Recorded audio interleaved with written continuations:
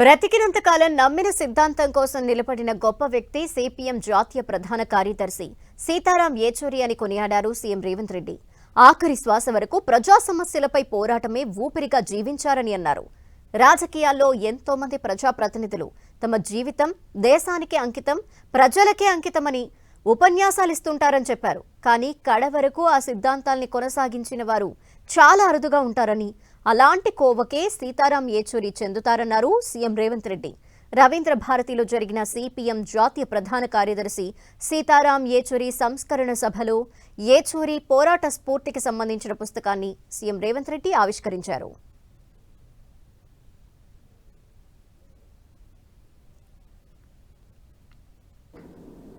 బ్రతుకున్నంత కాలం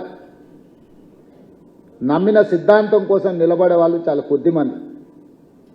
రాజకీయాలలో ఉన్న ప్రజాప్రతినిధులు చాలామంది ప్రజాప్రతినిధులుగా ఎదగడానికి ఇచ్చిన ప్రాధాన్యత నమ్మిన సిద్ధాంతానికి ఇచ్చేది చాలా అరుదు.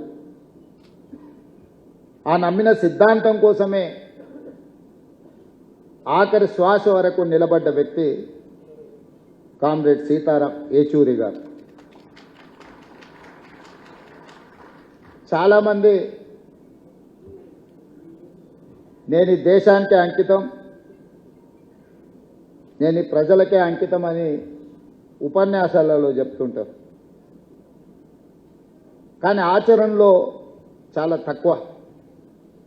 కానీ సీతారాం యేచూరి గారు బ్రతుకున్నంత కాలం ప్రజల పక్షాన నిలబడమే కాదు, వారి మరణానంతరం కూడా వారి కుటుంబము వారి పార్థివ దేహాన్ని ప్రజలకే ఇచ్చి ఇతరులకు వారు ఉపయోగపడాలనే విధంగా ఆదర్శంగా నిలబడ్డారు. అంటే నిజంగానే వారి దేశ పేద ప్రజలకు, ఈ దేశంలో అవసరం ఉన్న వాళ్ళ కోసం వారు అంకితమైందని చెప్పి మనం మాట్లాడుకోవచ్చు.